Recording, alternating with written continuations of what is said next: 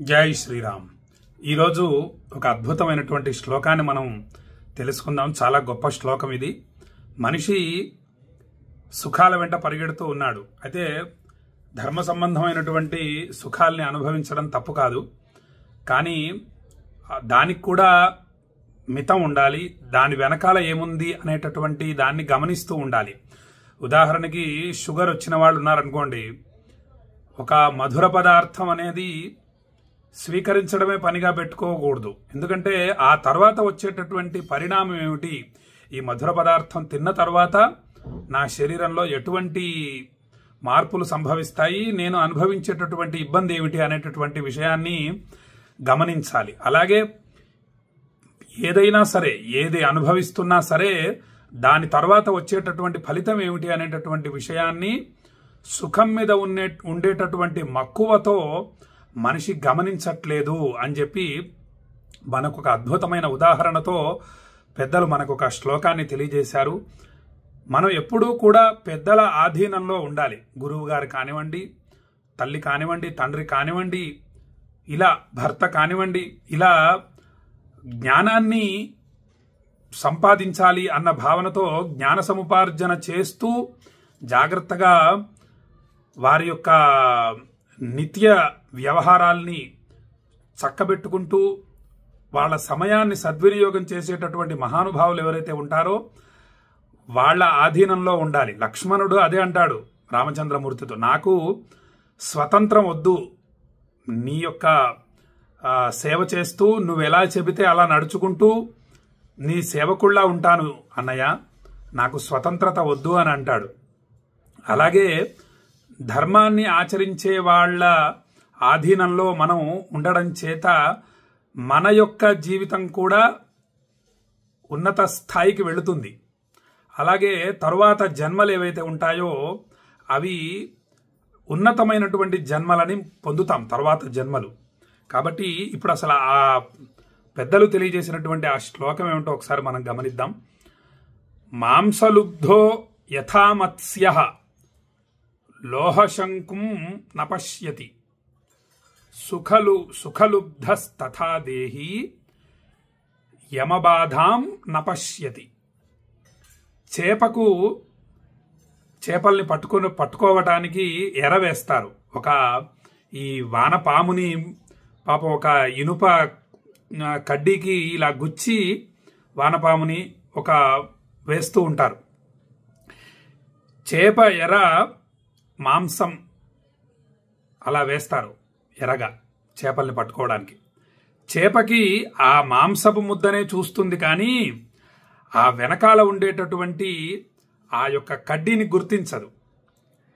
కేవలం ఎంతసేపు ఆ మాంసాన్ని తినాలి అన్న భావనే, కానీ దాని వెనకాల ఉండేటటువంటి ప్రమాదాన్ని గుర్తించదు. చేప ఎర మాంసం మీద ఉన్నటువంటి ఆసక్తితో గాలము గొంతులో తగులుకుంటుందనే అని గమనించదు.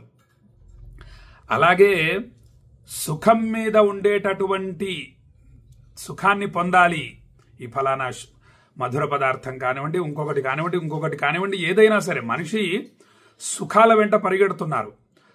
అధిక సంపద వల్ల ఒక ధనం అధికంగా సంపాదించాలి, తద్వారా అనేక సుఖాలు సంప్రాప్తిస్తాయి అనేటటువంటి భావనలు, ఇలా అనేకం. ధనార్జన తప్పు కాదు, అది ఎంత కావాలి అనేటటువంటి ఆలోచన కూడా ఉండాలి. మన జీవితం ఎంత, మనం ఎంత సంపాదించాలి, ఎంత దాచాలి, ఎంత ఖర్చు పెట్టాలి. ఇప్పుడు వృధా ఖర్చులు చేసేవాళ్ళు మనకు కొంతమంది కనిపిస్తూ ఉంటారు. ధనము వచ్చిన దాన్ని బట్టి దానికి కూడా శాస్త్రం ఒక విధానం తెలియజేసింది. ఎంతెంత దాచాలి, ఎంత దాన ధర్మాలు చేయాలి, ఎంత అనుభవించాలి అనేటటువంటి విషయాన్ని కూడా తెలియజేసిన వాళ్ళు ఉన్నారు. కాబట్టి ఇలా ప్రతి విషయంలోనూ సుఖం అనుభవించడమే ప్రధాన ఉద్దేశ్యం కాకూడదు మనిషికి. ఆ చేపకు ఏ విధంగా అయితే ఆ వెనకాల ఉండేటటువంటి ఇనుప కడ్డీని అది చూసుకోకుండా కేవలం మాంసాన్ని తినాలనేటటువంటి భావన మాత్రమే పెట్టుకొని ఆ ఉత్సాహంతో వెళ్లి దానికి ఇరుక్కొని ప్రాణాలు కోల్పోతుంది. అలాగే సుఖాసక్తితో జీవుడు తరువాత యమబాధలను కూడా గమనించక పాపకార్యాలు చేస్తాడు. మనిషి సుఖాన్ని అనుభవించాలని, ఆ సుఖం ధర్మబద్ధంగా ఉంటే దోషం లేదు. కేవలం ఆ సుఖాన్ని అనుభవించాలని మాత్రమే పెట్టుకొని సుఖాన్ని అనుభవించడం చేత ఆ తర్వాత భయంకరంగా ఉంటాయి యమబాధలు. వాటిని దృష్టిలో పెట్టుకోవాలి, చాలా జాగ్రత్తగా ఉండాలి. యమబాధలు అనేవి భయంకరంగా ఉంటాయి. వాటిని గమనించకుండా పాపకార్యాలు చేస్తూ పోకూడదు. ఒకవేళ ఏదన్నా తెలుసో తెలియకో పాపకార్యం చేసినా ఆ పాప ప్రక్షాళన కూడా ఇక్కడే చేసుకోవాలని మర్చిపోతాడు. అయ్యో అని పశ్చాత్తాపపడాలి. అయ్యో నేను ఈ ఫలానా పొరపాటు చేశానే, తప్పు కార్యం చేశాను అని చాలా పశ్చాత్తాపడి బాధపడి పెద్దల్ని ఆశ్రయించి నేను ఈ ఫలానా పొరపాటు చేశాను, నేను దీనికి నాకు ప్రాయశ్చిత్తం తెలియజేయండి అని చెప్పి తెలుసుకొని ఆ ప్రాయశ్చిత్తం ఇక్కడే చేసుకోవాలి. తపస్సు ద్వారా ఏ పాపాన్నైనా పోగొట్టుకోవచ్చు. తపస్సు ద్వారా పోగొట్టుకోవచ్చు అని చెప్పి కావాలని పాపకార్యాలు చేయకూడదు. తెలుసో తెలియకో పొరపాటునో ఏదో చిన్న పొరపాటు చేయడం ద్వారా ఆ పాపాన్ని పోగొట్టుకోవాలి ఇక్కడే. ఆ పాప ప్రక్షాళన ఇక్కడ చేసుకోవాలన్న భావన కూడా మర్చిపోతున్నారు మనుషులు. భూమి మీద ఏదైనా సరే, పుణ్యకార్యమైనా పాపకార్యమైనా ఏదైనా సరే ఈ భూమి మీదనే చేసుకోవాలి. ఆ పాపాలు పొరపాటున చేసినటువంటి పాప ప్రక్షాళన కూడా ఈ భూమి మీదే చేసుకోవాలి. అనేక క్షేత్రాలు దర్శించటం, గంగా స్నానం చేయటం, కృష్ణానదీ స్నానం చేయటం, పౌర్ణమి, మాస శివరాత్రి వంటి విశేషమైన పర్వదినాలలో శివదర్శనం చేసుకోవటం, భగవన్నామ జపాన్ని చేయటం, ఇంకా అనేక ఉన్నాయి. కృచ్ఛ్రచాంద్రాయణ వ్రతం అనేటటువంటి వ్రతాలు ఉన్నాయి. ఇలా అనేక మార్గాలు ఉన్నాయి.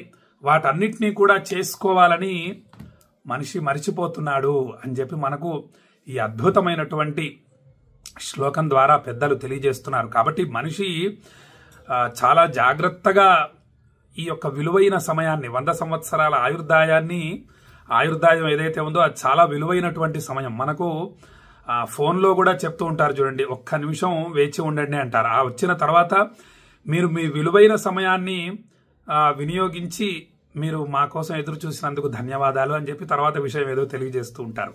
కాబట్టి ఆ సమయం అంత గొప్పదనమాట. ఆ సమయం ఏదైతే ఉందో దాన్ని పుణ్యకార్యాలు మాత్రమే ఆచరిస్తూ చాలా జాగ్రత్తగా గడుపుకుంటూ వెళ్ళాలి జీవితాన్ని. ఒకవేళ ఏదైనా ఏదో గ్రహాల రీత్యా కానివ్వండి, ఇంకొకటి కానివ్వండి,